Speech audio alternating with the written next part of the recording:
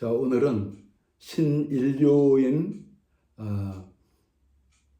노아에 대해서 두 번째 시간, 그리고 마감의 시간, 마지막 시간을 함께 은혜를 나눕니다. 이제 노아가 그 방주를 하나님의 말씀대로 지으시고, 그리고 그 방주 안에 가족들이 다 들어갔어요. 세상에 있는 모든 종류의 동식물들, 그리고 새들 다 데리고 들어갔어요. 그리고 그 비가 엄청나게 쏟아지기 시작합니다. 세상은 온갖 종류의 동물들이 죽어가는 그 부르짖음의 소리, 그리고 그 비가 오면서 세상에 덮여가니까 그 사람들이 산으로 오르지만, 그리고 노아의 방주까지 와서 그 사람들, 주변에 있던 사람들이 노아, 당신의 말이 옳았다, 비가 오는구나, 우리를 살려달라 몸부림치면서 두드리지만 방주 문을 열 수가 없어요. 그리고 온 세상이 약 40일간 비가 왔는데, 성경에 뭐라고 기록이 되어 있느냐? 깊은 물, 땅속의 깊은 곳에서 큰 샘들이 터지고, 여러분, 이 지구 밑에 엄청난 지하수가 있지 않습니까? 그게 다 터져 나왔어요. 그리고 40일간 하늘의 홍수의 창이 열려졌대, 표현하기를. 그러니까 오늘 낮에 이 토리노에서 비가 엄청 왔지 않습니까? 내가 산책 나갔다가 그냥 그 청와 밑에서 꼼짝 못하고 막 비바람이 몰아치는데, 그런데 그거보다 더 엄청난 비가 40일간 막 폭포수같이 쏟아져 나오고, 그리고 그 땅 밑에서는 물이 터져 나오고, 그러니까 성경이 기록하기를 가장 높은 산, 그 산을 덮고도 15m 이상 물이 세계에 가득 찼다는 거야. 그리고 온갖 동물들, 그 과정 중에서 사람들의 죽어가는 소리, 동물들의 부르짖음 소리, 비바람 소리, 바깥 세상이 얼마나 두렵고 떨리는 현상들이 일어났습니까? 지금 영적으로 보면 이 세상이 그래. 우리나라에서 일어나고 있는 일들을 보면은 너무나 마음이 아프고, 그것이 영적 현상들인데, 그리고 지금 세계 도처에 있는 큰 전쟁들만 우리들에게 알려졌지, 사실은 부족 간의 전쟁, 아프리카에, 남미에 전쟁과 전쟁이 세계에 가득 차 있고, 그 가운데서 백성들이 그 고통을 당하고, 이 세상이 완전히 아수라장이야. 우리는 어떻습니까? 여러분, 우리는 그것과 상관이 없는 방주 안에 있는 사람들이에요. 방주는 교회를 상징합니다. 구원받은 사람들의 모임을 상징합니다. 우리는 세상이 그러니까 그 표면적으로 영향을 받는 것 같아. 그렇지만 하나님이, 성경이 기록하기를 눈동자같이 지키신대. 광야를 지날 때 구름 기능과 불담되어 지키셨대. 여러분, 난 눈동자같이 지킨다, 그거를 옛날에는 그냥 스쳐 지나갔는데, 가만히 생각을 해보니까 눈동자는 밖에서 뭔가 이물질이 들어오려고 하면은 그냥 본능적으로 순간적으로 눈을 깜빡이게 되면서 그런 걸 다 하나님 막아주시는 거야. 왜냐하면 눈동자라는 게 밖으로 드러난 인간의 기관 중에서 가장 예민하고 중요한 기관이지 않습니까? 그런 눈동자를 지키듯이 하나님이 우리를 지키신다는 거야. 그리고 성경이 기록하기를 신명기에 너희를 안고 내가 광야 땅을 지나지 않았느냐, 이렇게 표현이 되어 있어요. 안고 오셨대, 하나님이. 바깥 세상은, 지금 이 세상은 온갖 종류의 그 전쟁과 불의와 추악과 거짓과 정말 그 아수라장인데, 주님 안에 있는 우리는 눈동자같이 지키시고, 하나님이 여러분들을 안고, 지금 그 여러분들 환경이 어려운 것 같죠? 생각해 보세요. 그 광야에서 40년을 지냈던 이스라엘 백성들은 여러분보다도 훨씬 열악한 환경이었었어요. 거기서는 태양이 뜨겁고 밤이면 영하로 내려가고, 낮에는 40도가 넘고 물도 없고 먹을 양식도 없어서 매일매일 하나님이 주는 만나로 겨우 먹고 살고 이렇게 살았어요. 근데 하나님 뭐라고 표현하시냐? 내가 너희를 안고 광야를 지나왔다. 여러분들을 안고 가고 계셔요, 지금. 아멘. 자, 그렇게 우리가 지금 구원의 방주 안에 있는 우리 신앙인들과 세상 사람들은 영적으로 이미 완벽한 그 하나님의 설계 안에서 완벽하게 지어진 안전한 방주, 그 안에 우리가 살고 있는 것이며, 세상은 비바람과 그 홍수 속에서 침몰해가는 그런 차이가 있다라는 사실을 여러분 믿으시기 바랍니다. 자, 그런데 이제 그렇게 비가 오고 방주에서 나올 때까지 과정들이 있어요. 근데 그게 참 기가 막힙니다.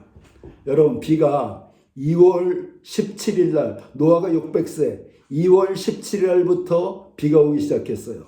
그리고 그 땅에서 폭포수 같은 물이 솟아오르고 하늘에서 폭포수 같은 물이 쏟아지고 40일간 비가 온 결과로 온 세상이 덮였고 가장 높은 산을 15m까지 물이 찼어.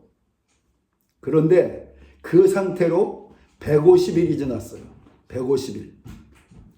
150일이 지나고 나니까 그 방주가 아라랏산에 멈추게 됐어요. 그러니까 물이 조금씩 줄어드니까 아라랏산이 터키 쪽에 있는데 가장 그 지역에서 높은 산이래요. 그러니까 가장 높은 데부터 방주가 이렇게 그 정착을 하게 됐어. 거기 어디 산 꼭대기에 이렇게 방주가 이제 서게 됐겠죠. 그러면서 그 10월 1일 한 2달 반 정도 됐을 때에 나머지 산봉우리들도 드러나게 됐대. 그러니까 물이 많이 이제 줄어드는 거예요. 그러고 나서도 40일 후에 노아가 까마귀를 밖으로 내보내봐요. 근데 까마귀가 안 돌아와요. 그래서 다시 그 비둘기를 내보내봐요. 근데 비둘기가 일주일 만에 돌아왔대. 왜냐하면 쉴 곳이 없으니까 일주일 만에 돌아왔어. 그래서 다시 내보냈어. 그랬더니 일주일 만에 나뭇잎을 물고 돌아왔어요. 아, 그러니까 물이 어느 정도 빠졌구나. 다시 일주일 후에 보냈어요. 그랬더니 그때는 돌아오질 않았어. 이제 그 비둘기가 살 수 있는 조건이 된 거야. 자, 보세요. 150일 만에 방주가 정착을 했고, 그 뒤로도 한 2달 정도 기다려야지 산들이 좀 봉우리가 드러났고, 또 그 40일 후에 까마귀를 내보냈더니 안 들어오고, 또 비둘기를 내보냈더니 일주일 만에 들어오고, 또 일주일 동안 내보내고, 이런 과정들, 금방 나갈 수 있는 게 아니야. 그리고 마침내 다음 해 1월 1일, 그러니까 한 10개월 만에 하나님이 방주문을 열라고 했어요. 여러분, 10개월 동안 그 바깥에서 그 수많은 물소리, 혼란스러운 소리가 있는 가운데서 좀 잠잠해졌지만 온 세상이 물에 덮여 있는 가운데서 방주문이 열려갖고 세상을 봤을 때 그 사람들이 얼마나 감격스러웠을까? 얼마나 감격스러웠겠어. 아, 살았다. 아, 드디어 세상으로 다시 나가는구나. 마치 감옥 같은 생활 속에서 세상으로 나가는구나. 빛도 들어오지 않는 생활 속에서 겨우 저 꼭대기에 작은 창들을 통해서 빛이 들어오는 정도였었는데, 자, 그런데요. 그런데도 금방 못 나가. 또 기다리게 하셔. 땅이 말라야 되잖아요. 땅이 말라야 되니까 또 기다려. 그런데 그 다음에, 그러니까 1월 1일 날 문을 열었는데 그해 2월 27일에 하나님이 드디어 이제 땅이 다 말랐으니까 나가라. 방주문은 열렸는데 눈으로 세상을 보고 있는데 못 나가요. 그리고 또 한 70일, 80일 돼야지 겨우 이제 발의 땅을 디딜 수가 있게 됐어요. 여러분, 이 과정이 그 노아네 가족들 입장에서는 얼마나 답답하고 기다려야 되고 빨리 나가고 싶은데 하나님의 그 지시를 기다려야 되고 땅이 환경이 조성돼야 되고. 여러분, 신앙생활 중에서 제일 어려운 게 기다림이에요. 우리가 어떤 문제를 놓고 기도할 때 기다린다는 것, 어떤 소원을 갖고 그 문을 두드리고 있는데 결과를 기다린다는 것, 이게 내 경험으로는 신앙생활에서 제일 어려운 거야. 기다림. 그런데 그런 기다림이 필요한 거예요. 하나님이 그런 과정을 주셔요. 환난은 인내를, 인내는 소망을, 인내는 연단을, 인내를 통해서 우리가 연단되는 거야. 자, 당장 나가고 싶은데 기다려야 돼. 마음이 조급해. 기다려야 돼. 그러면서 우리 마음이 그 연단되는 거예요. 기다림을 배울 줄 알고, 인내할 줄 알고, 연단이 돼. 그렇게 연단 이후에 소망이 이루어지는 거예요. 그 꿈이 클수록, 그 꿈이 굉장히 중요할수록 이런 과정이 있어요. 내가 가끔 얘기하지 않습니까? 1층 집은 그냥 지면에다 올리면 돼. 10층 집은 한 10m 아래를 파고 들어가야 돼. 100층은요, 몇 년간 땅만 파고 있어. 그래야지 100층이 올라가는 거예요. 여러분들의 꿈이 그래요. 여러분들 기도의 제목이 그래요. 클수록 기다림과 연단이 긴 거야. 그렇지만 그럼으로 해서 얻어지는 열매가 여러분들에게 큰 기쁨과 소망이 되어지는 것입니다. 자, 방주에서 나왔습니다. 방주에서 나왔는데, 방주에서 나온 노아에게 하나님이 약속을 하셔요. 어떤 약속을 하느냐? 자, 내가 다시는 물로 너희들을 심판하지 않을 것이다. 그 증거로서 그 구름 사이에 무지개를 줄 것이다. 그래서 너희들이 구름 사이에 무지개라는 게 뭐냐면은 노아 가족들의 심령을 생각해 보세요. 자, 홍수로 온 세상이 다 심판받았어. 근데 또 구름이 몰려와. 그러면 그 트라우마라 그러죠. 야, 이것도 방주 문이 열려졌는데 이것도 비가 내려갖고 온 세상이 덮이면 우리 어떻게 되는 거야? 이런 두려움이 있는 거예요. 그러니까 얘들아, 노아야, 걱정하지 마라. 이제 구름이 올지라도 결코 물로써 너희들을 심판하진 않을 거야. 그 구름이 너희들을 삼키지는 못해. 내가 그 증거, 근데 이 말만 듣고는 너희들이 믿지를 못해. 우리도 그래요. 하나님 말씀만 듣고는 그 말씀만으로 믿지 못하는 경우들이 생겨. 그러면 하나님이 증거를 보여주셔.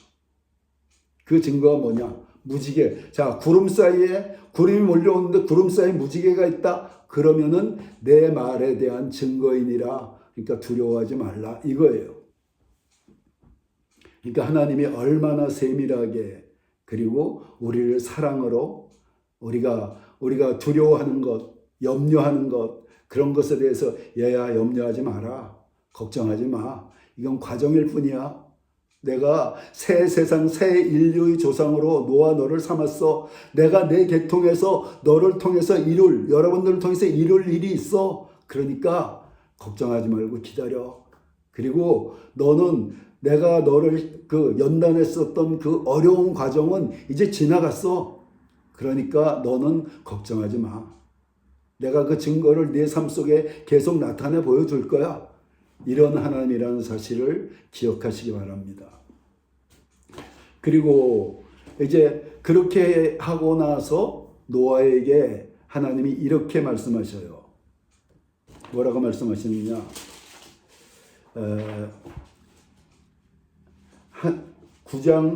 창세기 9장 1절로 2절입니다. 제가 읽어 올립니다. 하나님이 노아와 그 아들들에게 복을 주시며 그들에게 이르시되 생육하고 번성하여 땅에 충만하라. 땅의 모든 짐승과 공중의 모든 새와 땅에 기는 모든 것과 바다의 모든 물고기가 너희를 두려워하며 너희를 무서워하리니 이것들은 너희 손에 붙였음이니라. 이렇게 말씀하셔요. 약속하셔요. 자, 이 약속을 보면은 뭐가 생각나십니까? 하나님이 아담을 창조하시고 아담에게 처음으로 준 약속하고 거의 비슷해. 생육하고 번성하여 땅에 충만하라. 그런데 그 뒷부분이 조금 달라.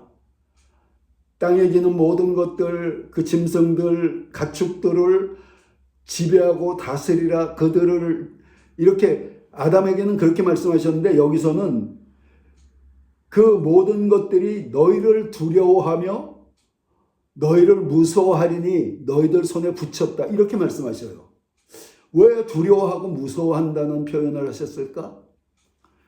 그 하반절에 보면은 뭐라 그러시냐면은 처음에 짐승과 동물들, 인간을 창조하셨을 때 인간에게는 뭐를 식물로 양식으로 주셨냐 하면은 씨 맺는 채소, 씨 맺는 열매 있는 나무, 과일과 씨 맺는 채소를 우리 인간에게 그 양식으로 주셨어요. 그리고 동물들에게는 식물들, 그러니까 이전까지는 동물들도 식물을 먹고 살았다는 거야. 그래서 노아의 방주에도 식물들을 잔뜩 양식으로 비축을 했었어요. 근데 이 이후로는 이제 뭐라 그러느냐, 하나님이.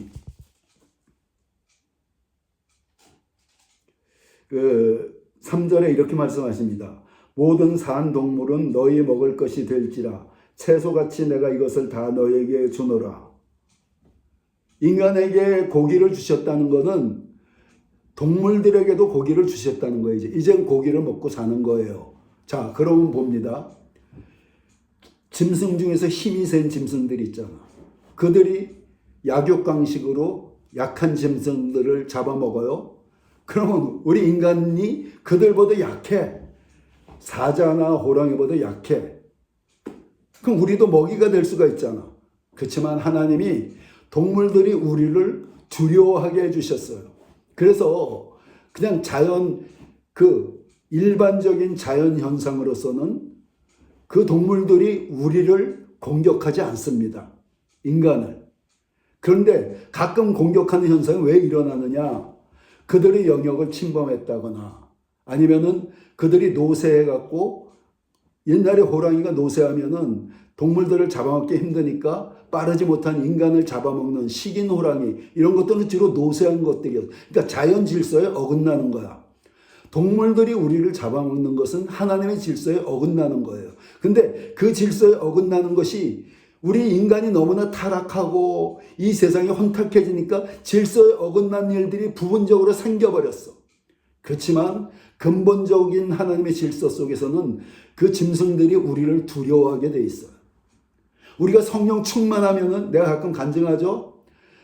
성 프란체스코 곁에는 늑대도 와서 조아렸다. 짐승들도 와서 조아리는 게 하나님이 본래 세상에 펼쳐놓으신 자연 질서예요. 그러니까 그래서 이제 동물들도 고기를 먹게 생겼는데 그러면 너희들도 공격당할까 봐 두려워하지 말라. 그들은 너희들을 두려워하게 돼 있어. 이게 질서야. 너희들에게 다 붙인 거야. 붙였다는 건 우리의 권세 아래 있다는 거예요. 그래서 그렇게 말씀하신 거예요. 그렇지만 아담에게 주셨던 약속과 동일해요.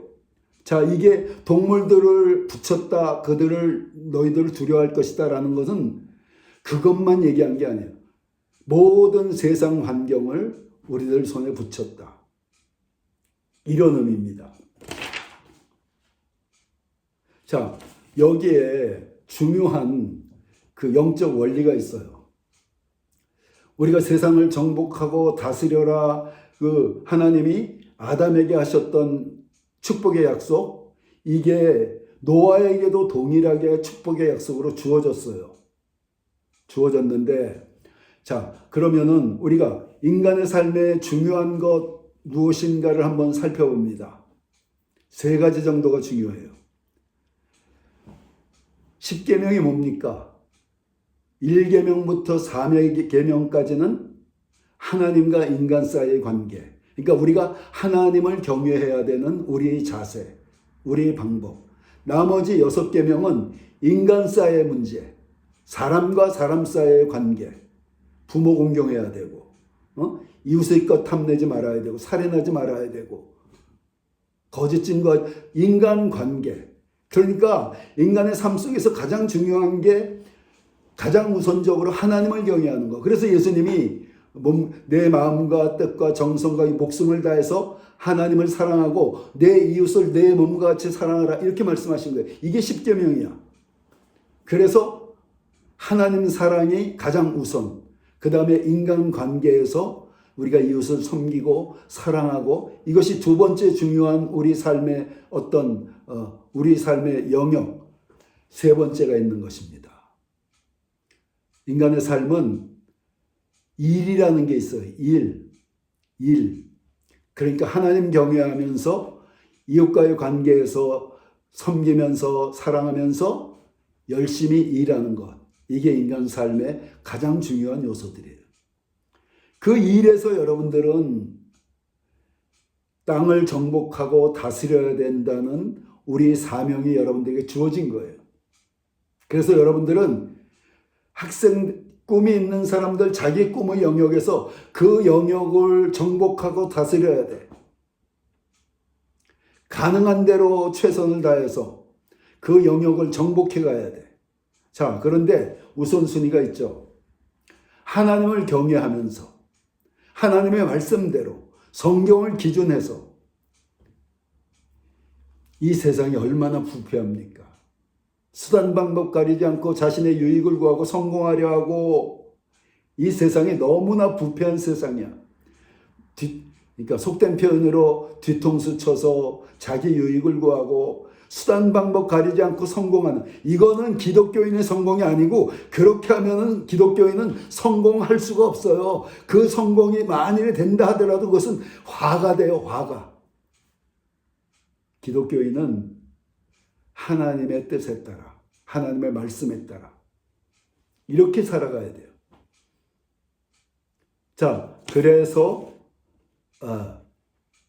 하나님이 노아가 다시 세상에 나와서 세상을 출발하려 할 때 그 생육하고 번성해서 땅에 충만하라, 모든 동물들은 너희들을 두려워할 테니까 걱정하지 마라, 환경을 정복하라, 이게 다시 아담에게 주신 그 약속과 명령과 동일한 명령이 노아의 신인류된 새롭게 출발하는 노아에게 주어졌었던 거예요. 그리고 이제 그 방주에서의 생활이 끝났고 이제 세상에 평안이 다가왔어요. 그리고 노아가 많은 자녀들을 낳기 시작했어요. 노아의 자녀들이 자녀를 낳고, 그러면서 하나님 말씀대로 이들이 각처로 퍼져나가기 시작했어요. 근데 그러기 전에 사건이 하나 생겼어. 노아가 그 뒤로도 노아가 홍수 이후로도 300 몇십 년을 더 살았어요. 그래서 900 몇십 살을 죽었어요. 그러니까 평안한 날들을 지내는데 그러다 보니까 노아가 신앙이 느슨해졌어. 그래서 어느 날 포도주를 너무 많이 마시고, 포도주가 그 지역에 물이 안 좋기 때문에 옛날부터 물 대용으로 사용했던 겁니다. 자, 그래서 포도주를 물로 마신다고 마신 게 너무 많이 마시고 또 뭐 취하는 거에 좀 취하기를, 그러니까 한마디로 취하기도 원했었겠죠. 그래서 하여튼 취해서 잠들어 버렸어. 근데 벌거벗고 잠들었어. 그거를 둘째 아들이 봤어요. 함이 봤어. 그러면은 아버님이 지금 수치스러운 모습으로 주무시고 계시니까 이걸 좀 덮어줘야지. 그래서 이불로 덮어줬어야 되는데 나와서 형들에게, 둘째예요, 형과 동생에게, 아버지 지금 술 취해갖고 저렇게 널브러져 있어. 그것도 벌거벗고, 아버님이 돼서 무슨 저런 모양이냐, 막 이렇게 비난을 하고 조롱을 했어. 그런데 셈과 야벳은 아버지 벗은 몸을 보는 것조차도 불경스러워서 뒤로 들어가갖고 공경하는 마음입니다. 뒤로 들어가서 이렇게 아버지 벗은 몸을 보지 않고 옷을 덮어주고 이불을 덮어주고 조심스럽게 나왔어요. 그리고 나서 노아가 그 사실을 알게 됐어요.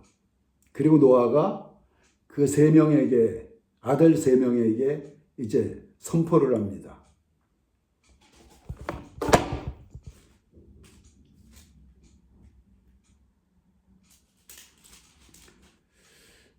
여기 이렇게 내가 읽어 올립니다. 노아가 소리 깨어 9장 24절 노아가 소리 깨어 그의 작은 아들이 자기에게 행한 일을 알고 이에 이르되 가나안은 저주를 받아 그의 형제의 종들의 종이 되기를 원하노라 하고 또 이르되 셈의 하나님 여호와를 찬송하리로다. 가나안은 셈의 종이 되고 하나님이 야벳을 창대하게 하사 셈의 장막에 거하게 하시고 가나안은 그의 종이 되게 하시기를 원하노라. 이 예언대로 돼서 셈의 자녀들이 하나님의 말씀대로 이제 그 생육하고 번성하라, 그리고 이 번성하라는 명령대로 세상으로 이제 퍼져 나가기 시작했어요. 그래서 셈의 자손들이 주로 어디로 갔느냐? 지금 중동 지역 그리고 아시아 이쪽으로 퍼져 나갔어요. 그런데 야벳은 그 지금의 유럽 쪽으로 좀 퍼져 나갔어. 그리고 아버지를 조롱했던 함은 아프리카 쪽으로 퍼져 나갔어. 그래서 그 예언대로 보세요. 야벳은 창대하게 된다 그랬듯이 유럽이 이렇게 창대케 된 거예요. 유럽이 창대케 됐어요.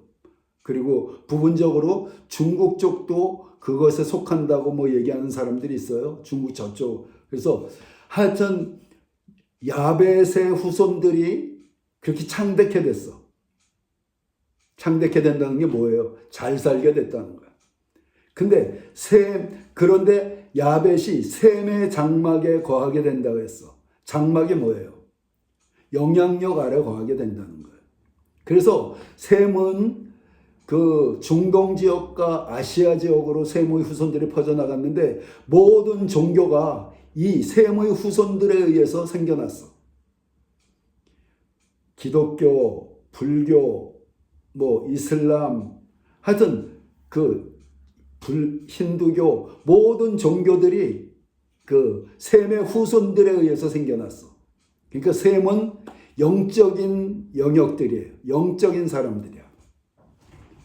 그래서 야벳은 그 셈의 후손들, 기독교적인 세계 아니면 불교적인 세계 이 밑에서 거하게 됐고, 그리고 이 아버지를 조롱했었던 그 자녀된 가나안 그 자손들은 아프리카, 야벳의 종이 된다 그랬지 않습니까? 아프리카 사람들이 오랜 세월 동안 유럽인들의 노예로 살았잖아요. 이 예언 그대로 됐어요. 자, 그런데 여기서 우리가 한 가지 배울 영적 원리가 있습니다.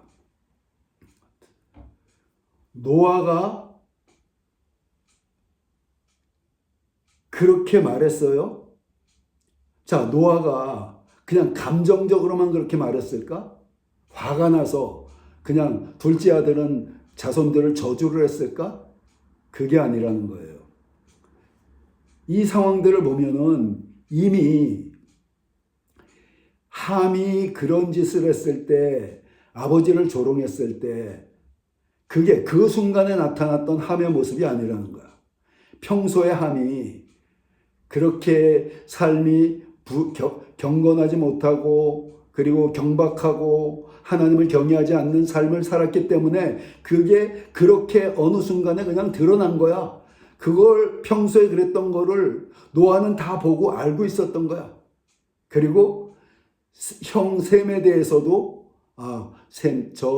저 아이는 굉장히 영적이구나, 그걸 알고 있었고, 야벳에 대해서는 저 아이는 굉장히 지혜롭고 실천력이 있어서 저 아이는 굉장히 이 세상에서 부지런하게 뭔가 해낼 수 있는, 땅을 정복할 수 있는 그런 기질이 있구나, 이런 걸 다 평소에 알고 있었고, 또 하나님이 계시적으로 그런 것들을 알게 하셨어요. 그러니까 이렇게 예언을 한 거야. 그런데 하나님이 그냥 그런 삶을 살게 하시지 않고 왜 노아의 입을 통해서 그렇게 예언을 하게 하시고 그 예언대로 되게 하셨을까? 여기에 영적 비밀이 있는 거예요. 자, 기도하는 사람들, 그리고 굉장히 영감 있는 사람들, 그리고 영권이 있는 사람들, 그 사람들의 말은 능력이 있습니다. 그 사람들의 말은 능력. 성경에 보면은 사무엘의 말이 하나도 땅에 떨어지지 않더라. 땅에 떨어지지 않는 게 뭐예요? 말 그대로 이루어진다는 거야. 그럼 사무엘이 영감 있는 말을 할 때도 있지만 그냥 믿음의 말, 그냥 인간적이되 믿음의 말을 하는 경우도 있었을 거야. 근데 그게 다 이루어졌다는 거야. 그래서 여러분, 이 노아가 했던 말은 하나님의 계시를 받은 영감 있는 말인데 그 순간에 그런 사건이 났을 때 감정이 섞여서 나온 말이되 근본적으로 노아의 말은 영감을 받은 말이에요. 하나님께 영감을 받은 말. 그런데 그 믿음의 사람들이 영감을 받은 말은 아닐지라도 그냥 평소에 믿음의 말을 할 수가 있어. 근데 그런 말도 이루어진다는 거예요. 그런 말도 이루어질 수가 있다라는 거예요. 그래서 신유 사역자들, 이런 신유 사역자들 있죠. 이렇게 자, 우리 치료를 위해서 기도합시다. 막 기도해요. 그러고 나서 이렇게 지금 누가 나았습니다. 누가 나았습니다. 이런 병이 나았습니다. 라고 선포를 해요. 그 사람들은 그 순간은 영감을 받아서 하나님이 주신 영감에 따라서 영감의 말을 하기 때문에 그 말이 그대로 이루어지는 거야. 그런데 그렇지 않고 믿음의 말을 하는 경우도 있어요. 그냥 믿음의 말, 성경적인 믿음의 말. 그런데 그런 말도 이루어질 수가 있다라는 거야. 그래서 여러분들이 기도하는 사람들, 영권이 있는 사람들은 말을 조심해야 돼요. 분노에 차서 하는 말을 되도록 삼가고, 그리고 격려하고, 그리고 축복하고, 그리고 축원하는 좋은 말로 상대방에게 선포를 해야 돼. 그러면은 그 말이 그대로 이루어지는 것입니다. 그러면 여러분들도 그런 이미 하나님의 은혜를 주신 사람들이야. 왜냐하면 이미 성령이 내주하고 있는 사람들이니까. 내가 지난주에 설교할 때 성령의 내주와 성령 세례가 다르다고 얘기했죠. 성령의 내주는 예수를 믿는 사람은 누구나 성령이 그 안에 들어가 계셔. 예수를 믿는 순간에. 그렇지만 성령 세례를 받아야지 1000cc 차가 아니라 5000cc 능력 있는 그 운행하는 차가 된다 그랬죠. 그렇지만 기본적으로 예수 믿는 사람들은 성령이 내주하고 계시기 때문에 여러분들이 믿음의 말을 하라는 거예요. 여러분들의 꿈을 향해서, 여러분들의 환경을 향해서, 여러분 자신을 향해서 격려하고 이루어진 것을 믿음으로 선포하고 떠나갈 것을 그 악한 세력들이 떠나갈 것을 선포하고 이렇게 할 때 노아가 같이 우리가 큰 영감이 있는 사람들은 아니지만 여러분들의 말이 그대로 이루어지는 역사가 여러분 삶에 넘치게 되는 것입니다. 자, 우리가 노아를 두 시간에 걸쳐서 살펴봤어요. 노아는 하나님이 특별히 택하셔서 세상을 심판하시고 새롭게 인간들을 세상에 퍼뜨리고자 선택한 신인류의 조상이었었어요. 그런데 노아가 왜 선택받았느냐? 우리가 처음에 노아를 살펴볼 때 잠깐 나눴듯이 모두가 패역해서 세상이 너무나 패역하고 생각하는 것도 더럽고 음란하고 악하고 그런 세상 사람들 도저히 볼 수가 없어서 세상에 다 그런 사람들인데 노아는 의인이라고 인정을 받았어요. 왜? 그때 당시는 어떤 하나님의 선악의 기준이 아직 주어지지 않은 시대였고 하나님이 무엇을 인간에게 주셨느냐? 양심을 주셨기 때문에 양심에 따라 올바로 살아가는 사람이었기 때문에 의인이라고 인정받은 거야. 여러분, 그래서 여러분들이 양심을 갖고 올바른 삶을 살기 바랍니다. 우리도 노아를 본받아서 하나님이 우리를 볼 때 이 타락한 세상에서 내가 준 하나님의 말씀대로 살기도 애를 쓰지만 위에서 애를 쓰지만 너희들이 정말 양심적으로 살고 있구나. 이렇게 돼서 하나님이 인정하는 그런 사람들 되시기를 예수 그리스도 이름으로 축원합니다.